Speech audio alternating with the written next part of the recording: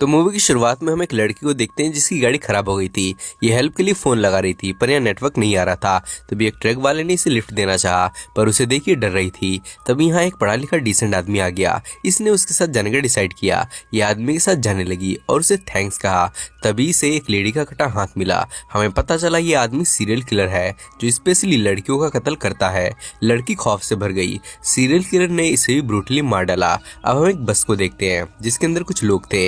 ये लोग कहीं जा रहे थे। तभी रेडियो से इन्हें पता चला आगे ट्रैफिक जाम है। पैसेंजर्स ने ड्राइवर को कोई दूसरा रास्ता लेने को बोला। इससे ड्राइवर कच्चे रास्ते की तरफ से जाने लगा। सामने एक टनल था, इन्हें उसके अंदर से जाना होगा। टनल के अंदर आते ही इन्हें एक आदमी मिला जिसका नाम माइकल था। माइकल बस में आके बैठ गया। उसे भी आगे जाना था। बस में एक प्रेग्नेंट लेडी थी जो कि इससे लड़ रही थी। गुस्से में उसने फोन फेंक दिया। इधर 20 मिनट हो चुके थे, टनल खत्म ही नहीं हो रहा था। आगे जाना रिस्क हो सकता है।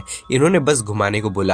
ड्राइवर ने बस घुमा ली। पूरे आधे घंटे चलने के बाद भी ये टनल से बाहर नहीं निकल पाए। सबका दिमाग खराब होने लगा, मानो ये टनल एंडलेस हो। इन्हें समझ नहीं आ रहा था कि ये टनल खत्म क्यों नहीं हो रहा। तभी प्रेग्नेंट लेडी को उसका फोन पड़ा मिला जो तब इसने फेंका था, पर फोन इसने टनल के एंट्रेंस में फेंका था, ना कि यहाँ। सारे कंफ्यूज हो रहे थे कि करे तो करे क्या। माइक और माइकल ने रस्सी से टनल को नापने का सोचा। ये आगे बढ़ने लगे पर ये रस्सी छोटी थी, खत्म हो गई। पर इन्हें यहाँ एक लंबी रस्सी पड़ी मिली। इन्होंने उसे इस रस्सी से जोड़ दिया और वापस आगे बढ़ने लगे। उनके अभी तक वापस ना आने से इनकी चिंता बढ़ने लगी कि उन्हें कुछ हो तो नहीं गया। तभी इनके पीछे से दो लोग आने लगे। ये डर गए पर ये तो माइक और माइकल ही थे। ये गए आगे की तरफ से थे लेकिन वापस पीछे की तरफ से आए हैं। ये समझ गए ये टनल एक लूप है, ये किसी लूप में फंस गए हैं। सब घबराने लगे पर इसे घबराने से काम नहीं चलने वाला था। सब बैठकर खाना खाने लगे। एक दूसरे को अपना अपना फूड ऑफर किया और सबने अपने आप को इंट्रोड्यूस किया। इसके बाद ये चारों पैदल आगे जाने लगे और लड़कियां बस में सो रही थी। तभी अचानक प्रेग्नेंट लेडी ने देखा बस में धूल जम गई है। ये घबरा गए। तभी ये चारों ही वापस आ गए और बस का ये हाल देख दंग रह गए। इन्हें पता चला टनल के अंदर टाइम बहुत तेजी से चल रहा है।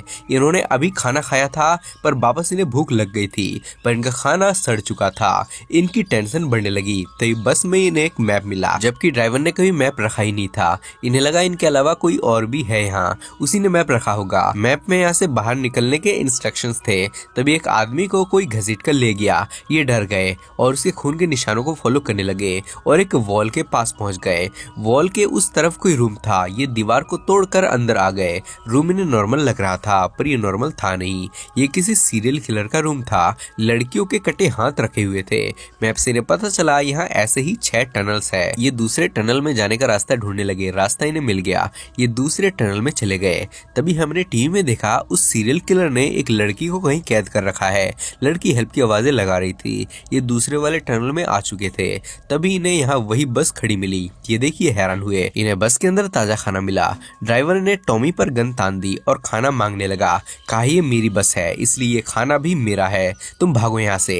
ये बस के बाहर बैठ गए। सेनोरिटा को भूख लग रही थी। ये ड्राइवर के पास आ गई और कुछ खाने को मांगा। लड़की देखिए पिघल गया और खाना दे दिया।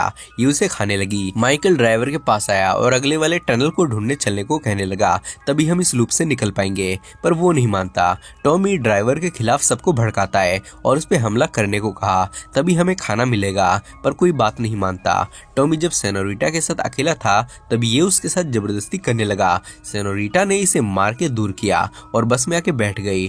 ड्राइवर ने इसे खाना दिया और इसके साथ इंटीमेट होने लगा, जिस दौरान टॉमी इसका खाना चुरा के खाने लगा। ड्राइवर ने इसे देख लिया और इसे मारने लगा। इनमें लड़ाई होने लगी। तभी सीन कट हो गया। टॉमी इनके पास आया और कहा ड्राइवर को किसने मार डाला, पर सेनोरिटा ने कहा उसे तुमने ही मारा है, तुम दोनों में लड़ाई हो रही थी। टॉमी ने कहा यहाँ कोई किलर है जो एक एक कर लोगों को मार रहा है।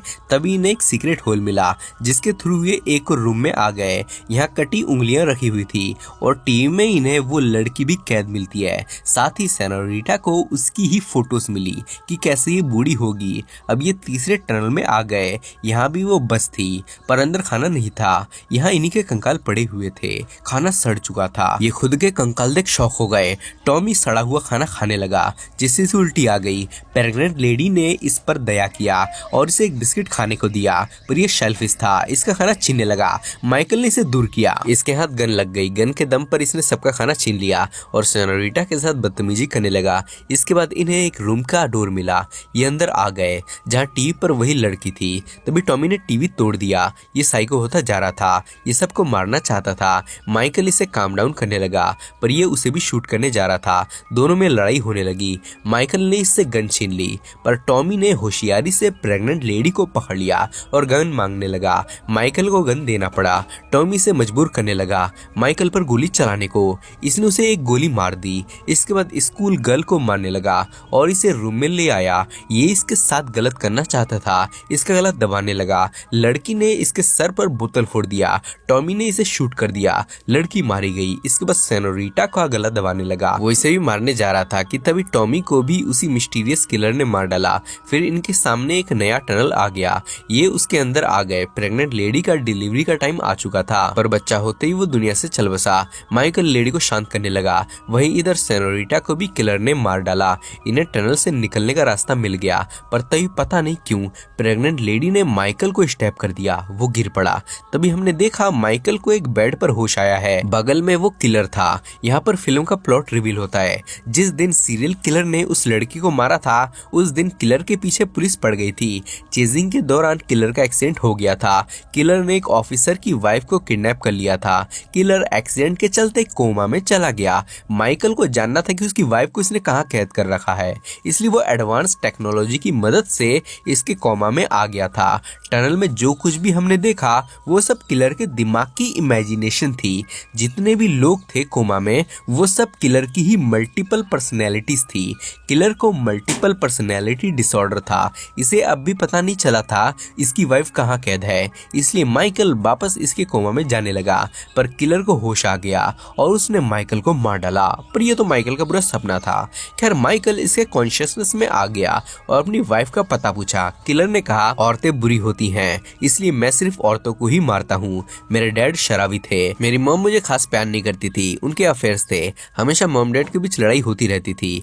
एक दिन मॉम ने डैड को मार डाला। इससे मैं मॉम से नफरत करने लगा और मैंने उन्हें मार डाला। मैं हमेशा उन औरतों को ही मारता हूँ जो अपने पति से चीट करती हैं। तुम्हारी वाइफ भी तुमसे चीट कर रही थी, इसलिए मैंने उसे किडनैप किया। माइकल के सामने इसकी कई सारी पर्सनैलिटीज आने लगी जो ये हमेशा से बनना चाहता था। बचपन में मिली यातनाएं, सारी मेमोरीज सामने आ गई। तभी माइकल के सामने माइकल का ही इविल साइड यानी इविल पर्सनैलिटी आ गई।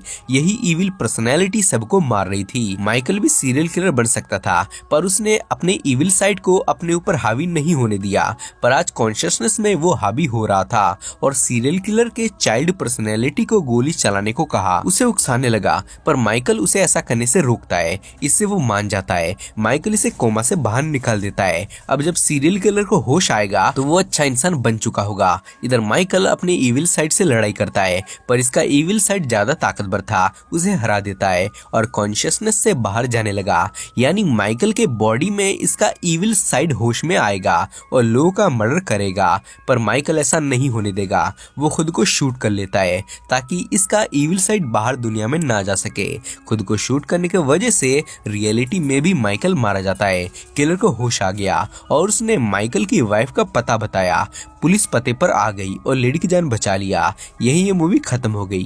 कैसी लगी आपको ये मूवी कमेंट में बताइए। हमारे चैनल फ्राइड फ्लिक्स एक्सप्लेनेशन को सब्सक्राइब करके हमें सपोर्ट करिए। मैं मिलता हूँ आपको अगले वीडियो में। तब तक के लिए बाय।